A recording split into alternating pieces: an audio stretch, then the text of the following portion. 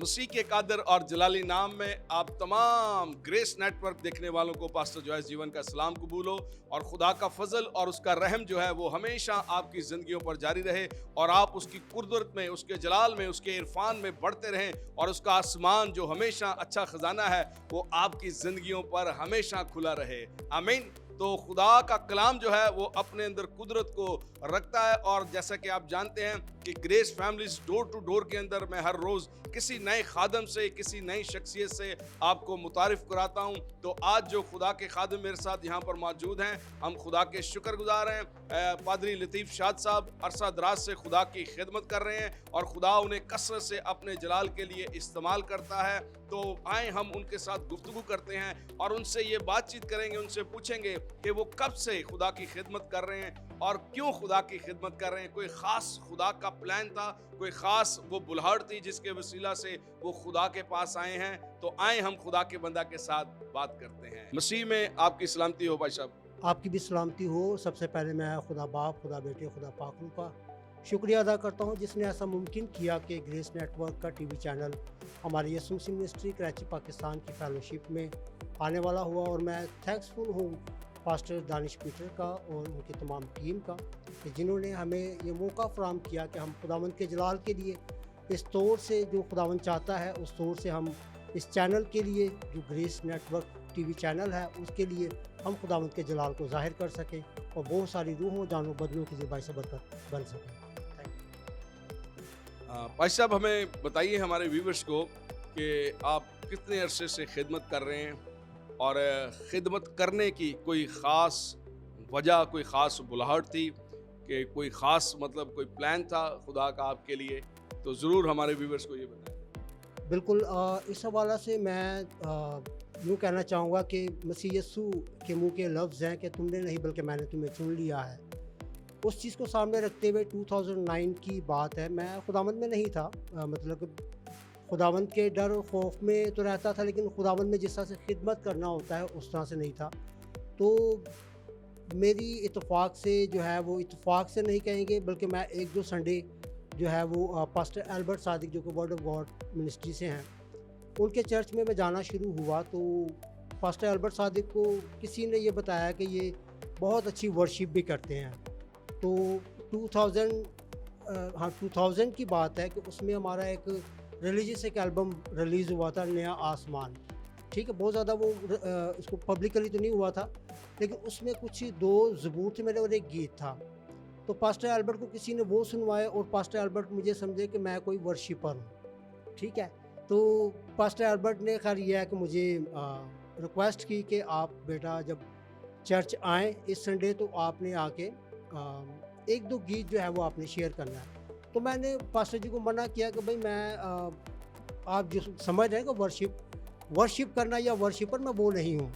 तो ठीक है, दुनियावी तौर पर बहुत गाने गाए, गज़लें गाईं, नीम क्लासिकल इस तरह की बहुत सारी चीज़ें की, लेकिन प्रस्टिज या वर्शिप एक ऐसा क्राइटेरिया था या एक ऐसा प्लेस था, एक ऐसी जगह थी कि जहाँ अब मैं इस चीज़ को महसूस करता हूँ कि ये जगह किसी आम सिंगर की या एक गायक की या एक गुलकार की नहीं है। मतलब आप ये कहना चाह रहे हैं कि वर्शिपर जो है, यहाँ जो खुदा की हमद या सताइश करते हैं, वो शख्स कोई आम आदमी नहीं होता।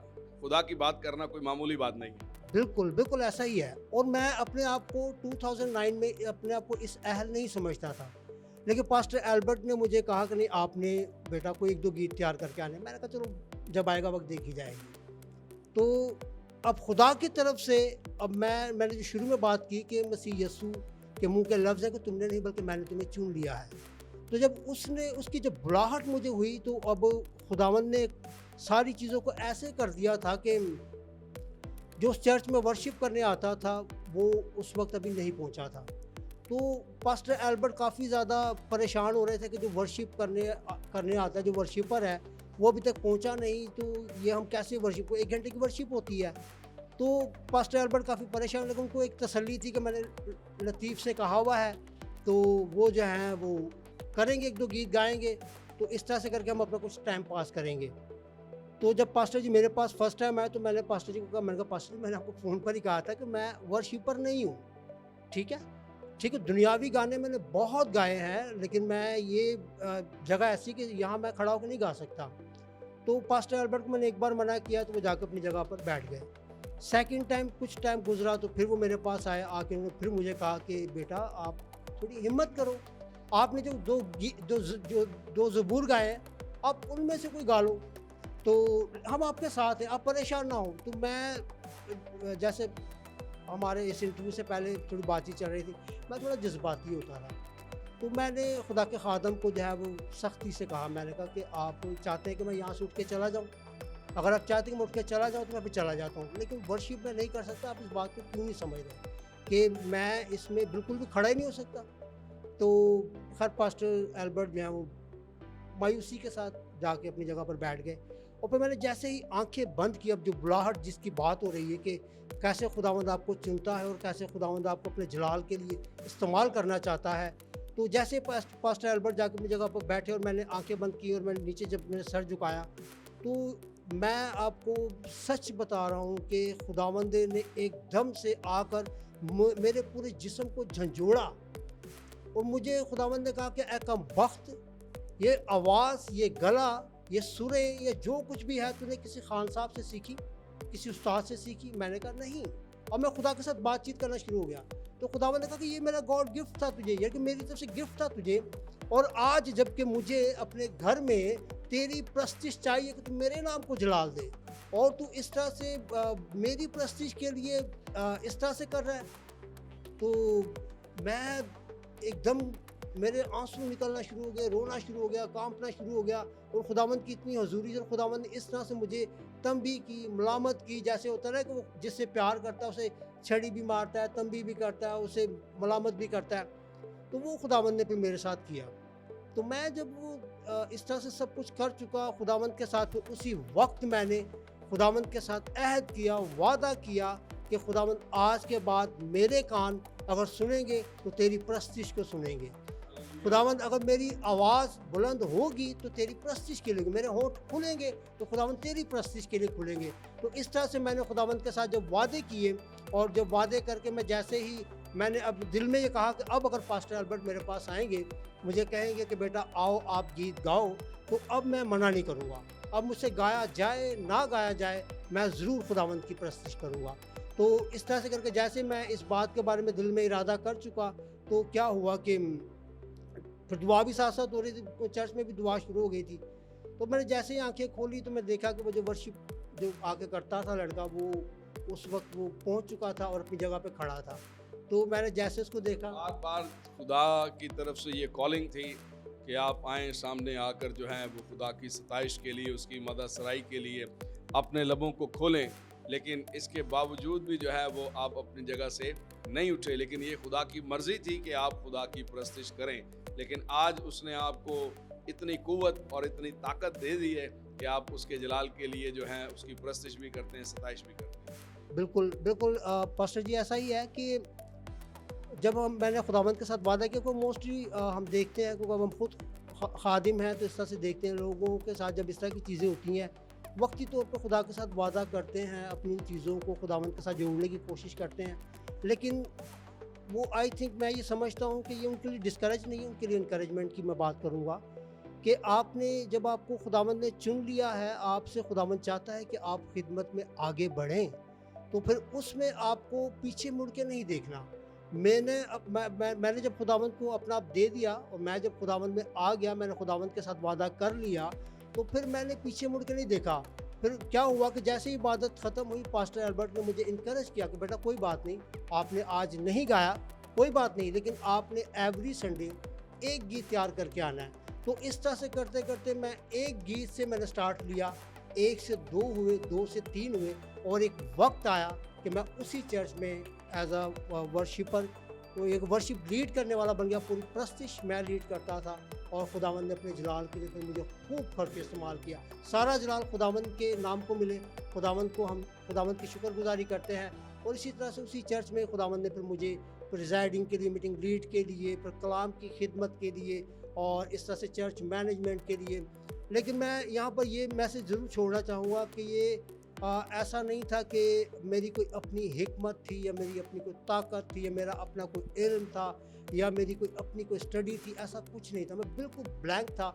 लेकिन एक चीज़ मैं ज़रूर जानता था, खुदावंद के डर और ख़ौफ को, और उस खुदावंद के डर और ख़ौफ में रहते हुए, खुदावंद के साथ वफ़ादारी करते हुए, खुदावंद के कदमों में बैठा रहा, खुदावंद के वक्त का इंतज़ार करता रहा। और खुदावंद ने इस तरह से एक वक्त आया कि खुदावंद ने मुझे अपनी खिदमत के लिए पूरे तौर पे प्रस्तिश अब भी करता हूँ, अब भी जब मौका मिलता है प्रेजाइड भी करता हूँ, कलाम की खिदमत भी मैं भी ये आपसे कहूँगा कि ज़रूर कोई एक छोटा सा कोई कोर्स, कोई अंतरा, एक ही स्थाई जो आप कहें।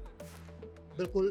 मेरे मोस्ट फेवरेट जो वर्शिपर हैं, जिनसे वर्शिप का मैंने आगाज़ किया था, वो पास्टर अर्नेस्ट मल हैं। तो उनका जो पहला गीत था जो मैंने गाया था, चर्च में ही गाया था, वो था मेरा खुदावंद मेरा मसीहा कितना बड़ा है। वो ज़रूर मैं गाना चाहूँगा। मेरा खुदावंद मेरा मसीहा कितना भला है, जिंदा खुदा है, दिल भी है तेरा, सांस भी तेरी,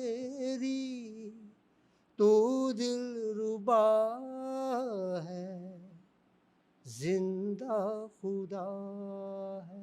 हालेलुया, वही जिंदा खुदा है और उसकी मानिंद कोई नहीं। उसके कलाम में लिखा है कि वो माबूदों में बुलंदो बाला है और उसकी मानिंद ना कोई खुदा था, ना कोई है और ना कोई होगा। जो आसमानों पर तख्त नशीं जिंदा खुदा, जिसकी मैं और आप प्रस्तिश करते हैं। इन खूबसूरत बातों के लिए, इस सारी खूबसूरत टेस्टिमनी के लिए, गवाही के लिए कि खुदा ने खुदा के बंदा को किस तरह से खुदा ने अपने पास बुलाया और उन्हें वो कसरत से अपने जलाल के लिए इस्तेमाल करता है। वो एक अच्छे प्रस्तार हैं, एक कलीसिया के पासबान हैं। पादरी लतीफ़ शाद साहब के लिए हम शुक्रगुजार हैं जो हमारे साथ यहाँ पर मौजूद हैं। भाई साहब, एक और बात, जैसे कि आप जानते हैं कि कुछ सालों से जो है वो कोविड-19 जो है वो पूरी दुनिया के ऊपर जो है वो समझने के बादशाही कर रहा है, ठीक है। और बहुत सारे लोग जो हैं, बहुत सारी जानें जो हैं वो इस रूए फ़ानी से जा चुकी। बहुत सारे लोग हम न्यूज़ पर देखते हैं, लोग बीमार हो रहे हैं, लोग जो हैं हादसात का, मुश्किलात का और वबा का शिकार हैं। तो कलीसिया पाकिस्तान को कोई ख़ास मैसेज देना चाहेंगे कि वो किस तरह से हमें SOPs का ख्याल करना चाहिए और हुकूमत के इन सारे मामलात को हमें मद्देनज़र रखना चाहिए। इन तमाम चीज़ों के बारे में कोई कलीसिया पाकिस्तान को कोई ख़ास मैसेज? बिल्कुल, इसके लिए देखिए बाइबल मुक़द्दस में ही लिखा है कि आला हुकूमतों के ताबे रहो, ठीक है। अगर हमें कोई हुकूमती तौर पे हमें कोई SOPs को फॉलो करने के लिए कहा जाता है तो नंबर 1 तो मैं यही कहूँगा कि उन SOPs को हमने ज़रूर फॉलो करना है। और सेकंड ये है कि देखिए बेशक कोरोना पूरी दुनिया में आया और इस तरह से उसने आके हर एक शख्स को मजबूर कर दिया, लाचार कर दिया, बेबस कर दिया। लेकिन तो भी इसमें हम खुदावंद की शुक्रगुजारी इस तरह से करते हैं कि देखें, जब कोरोना अपनी पीक पर था तो चर्चेज़ बंद हो गए थे। चर्चेज़ बेशक बंद हुए थे लेकिन घरानों में खुदावंद के जलाल के लिए चर्चेज़ खुल गए। हर घराना अपने अपने घर में इबादत करना शुरू हो गया और चर्चेज़ भी इस तरह से और ज़्यादा एक्टिव हो गए। जहाँ वो सिर्फ संडे को चर्च खोलते थे, फ्राइडे को चर्च खोलते थे, अब उनके पास ऑनलाइन वो जिस वक्त मर्जी चाहते थे अपनी कलीसिया को अपने साथ लेते, व्हाट्सएप के थ्रू, फेसबुक के थ्रू और जूम के थ्रू। इस तरह से करके हमने देखा कि खुदावंद ने, इब्लीस ने तो लोगों के लिए खुदावंद के जलाल को करने के जो जैसे लोग जमा होते थे चर्चेज़ में, तो उसने ऐसा किया कि लोग जमा ना हो, लेकिन खुदावंद ने उसमें लोगों के लिए अपनी भलाई को पैदा किया और लोग और ज़्यादा खुदावंद की कुर्बत में आ गए। और अब बेशक कोरोना जितना भी ज़्यादा है लेकिन लोग जो हैं खुदावंद के जलाल से मामूर हैं और खुदावंद पर उनका ईमान है और खुदावंद की तरफ उनकी आंखें लगी हुई हैं। और कोरोना आएगा उसके बाद पता नहीं कलाम में लिखा भी बहुत कुछ आना है। तो जब हम खुदा के साथ जुड़े रहेंगे मेरे अजीज़ों, तो कोई चीज़ भी जो है वो हम पर हावी नहीं होगी, बल्कि इब्लीस शर्मिंदा होगा जिससे हमारे यीशु ने आप अपनी एड़ियों के नीचे कुचला है। हालेलुया।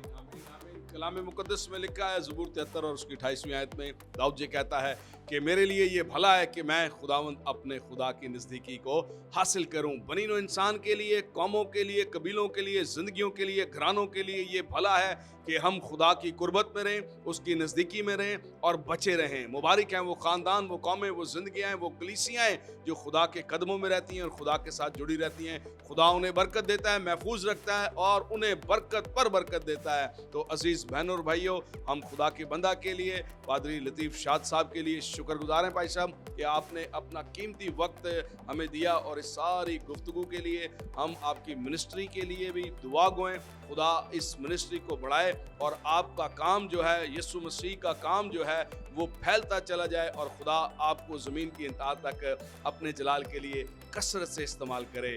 तो आप सबसे भी गुजारिश है, खुश रहें, मसीह में सलामत रहें और देखते रहें ग्रेस नेटवर्क टेलीविजन।